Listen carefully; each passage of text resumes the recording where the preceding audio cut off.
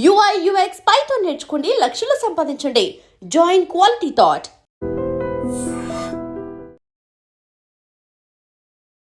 Big breaking అంతోంది.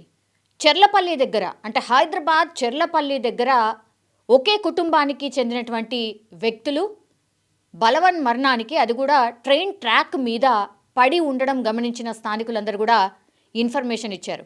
Actually నిన్న mid night జరిగినటువంటి ఇన్సిడెంట్గా పోలీసులు అయితే గుర్తించారు.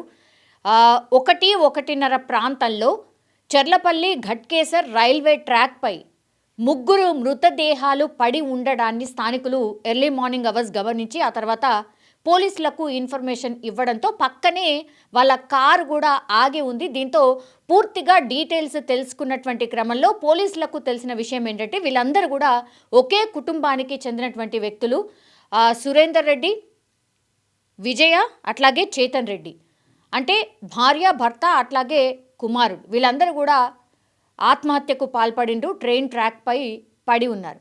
దీంతో వీళ్ళ డీటెయిల్స్ తెలుసుకున్నటువంటి పోలీసులకు హరితహారం కాలనీకి చెందినటువంటి వీళ్ళు గత 8 సంవత్సరాలుగా అక్కడే ఉంటున్నారు.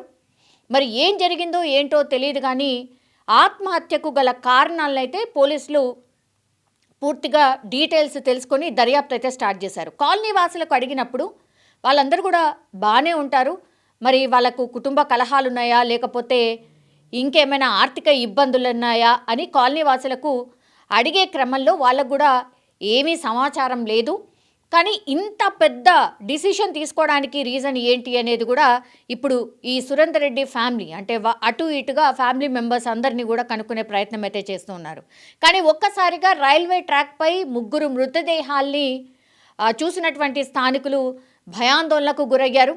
తర్వాత పోలీసులకు ఇన్ఫర్మేషన్ ఇవ్వడంతో అక్కడే పక్కన పార్క్ చేసినటువంటి కార్ని చూసిన తర్వాత వీళ్ళు ఏంటి అని కనుక్కునే క్రమంలో హరితహారం కాలనీకి చెందిన వాళ్ళు, వాళ్ళకి ఓన్ హౌస్ కూడా ఉంది, 8 సంవత్సరాలుగా అదే కాలనీలో ఉంటున్నారు, వాళ్ళందరూ కూడా బాగానే ఉండేవాళ్ళు అన్నటువంటి మాట స్థానికులు చెప్తున్నారు. కానీ కుటుంబం అంతా కూడా ఆత్మహత్య చేసుకుంది.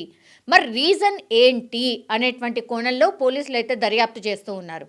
కానీ ఆత్మహత్యల క్రమం అంటే ఆత్మహత్యకు సంబంధించిన ఈ మధ్య కాలంలో బాగా పెరిగిపోతున్నాయి. అట్లాగే ఆర్థిక ఇబ్బందుల కారణంగా అయితే చాలా పెద్ద ఎత్తున ఆత్మహత్యలు చేసుకుంటున్నటువంటి సందర్భం. మరి ఈ ఇన్సిడెంట్లో కూడా ఏం కారణమై ఉండొచ్చు అంటే ఫ్యామిలీ మొత్తంగా కూడా చనిపోయింది, అట్లాగే తీరా చూస్తే ఓన్ హౌస్ కూడా ఉంది, మరి రీజన్ ఏం ఉండిండొచ్చు అనే కోణంలో పోలీసులు అయితే దర్యాప్తు చేస్తున్నారు. కానీ అత్యంత దారుణమైన పరిస్థితుల్లో ట్రైన్ ట్రాక్ మీద ఒక ట్రైన్ వాళ్ళని ఢీ కొడితే వాళ్ళ మృతదేహాలంతా కూడా వాళ్ళ బాడీ అంతా కూడా చెదురు అయిపోయినటువంటి సిచ్యువేషన్. అట్లాగే పూర్తిగా కాళ్ళు చేతులు విరిగిపోయాయి, అట్లాగే బాడీ పార్ట్స్ అన్నీ కూడా కొన్ని చోట్ల నుజ్జు అయిపోయిన సిచ్యువేషన్ని కూడా పోలీసులు గుర్తించారు. వెంటనే స్థానికుల సమాచారం అందుకొని దర్యాప్తు స్టార్ట్ చేసిన తర్వాత వీళ్ళ మృతదేహాలను అన్నింటినీ కూడా స్థానికంగా దగ్గరలో ఉన్నటువంటి హాస్పిటల్కి తరలించారు. పోస్ట్ మార్టం కూడా చేస్తున్నారు. మరి ఆత్మహత్యనా లేకపోతే ఇంకో కోణం ఉందా అన్నటువంటిది దర్యాప్తు చేస్తూ ఉన్నారు. మరి ఈ కేసులో ఏం అయి ఉండొచ్చు అనే దాంట్లో పోలీసులు అయితే దర్యాప్తు అయితే స్టార్ట్ చేశారు. పూర్తిగా ఫ్యామిలీ అంతా కూడా ఆత్మహత్య చేసుకోవడంతో ఇప్పుడు సురేందర్ రెడ్డికి సంబంధించిన తల్లిదండ్రుల, అత్తమామల, వీళ్ళందరి దగ్గర నుంచి కూడా ఇన్ఫర్మేషన్ తీసుకుంటున్నారు. ఎందుకంటే ఎవరు ఇంకా చెప్పడానికి లేరు కాబట్టి ఈ ఫ్యామిలీ మొత్తంగా చనిపోయింది కాబట్టి వాళ్ళ తల్లిదండ్రులో లేకపోతే అత్తమామలో ఏమై ఉంటుంది అని తెలిసే అవకాశం ఉంది. అట్లాగే వాళ్ళ మొబైల్స్ ఏవైతే ఉన్నాయో వాటిని కూడా స్వాధీనం చేసుకున్నారు. మొబైల్ ద్వారా ఏమైనా ఇన్ఫర్మేషన్ దొరుకుతుందో అన్న కోణంలో అదొకటి. తర్వాత ఫ్యామిలీ మెంబర్స్ అందరి కూడా ఫ్యామిలీ హిస్టరీ ఏంటి, ఎందుకు ఇంత డిసిషన్ తీసుకోవడానికి రీజన్ ఏంటి అనే కోణంలో ప్రశ్నిస్తున్నారు. సో చూడాలి మరి ఈ కేసులో ఏమై ఉంటుంది, ఫ్యామిలీ అంతా కూడా ఆత్మహత్య చేసుకోవడానికి గల కారణాలు ఏంటి అనేది కూడా పూర్తి స్థాయిలో దర్యాప్తు చేస్తున్నారు. అండ్ ట్రైన్ ట్రాక్ మీద ఇది ఏంటంటే మెయిన్ ట్రాక్ అయితే కాదు, ఈ ఎంఎంటీఎస్ ట్రైన్ ట్రాక్ మీద ఈ ఆత్మహత్యకి అయితే పాల్పడ్డారు. కాబట్టి ట్రైన్స్ని కొన్ని డైవర్ట్ చేస్తూ ఉన్నారు. తాత్కాలికంగా వీళ్ళ బాడీస్ అన్నిటినీ కూడా మార్చురీకి తరలించిన తర్వాత మళ్ళీ యథావిధిగా ట్రైన్ ట్రాక్ని కొంత మొత్తంగా కూడా క్లీన్ చేసిన తర్వాత మళ్ళీ ట్రైన్స్ని అయితే ఎలో చేస్తున్నటువంటి సిచ్యువేషన్ అయితే కనిపిస్తోంది. నిజంగా ప్రస్తుతం ఉన్నటువంటి సమాజం దేనికి ప్రయారిటీ ఇస్తుంది?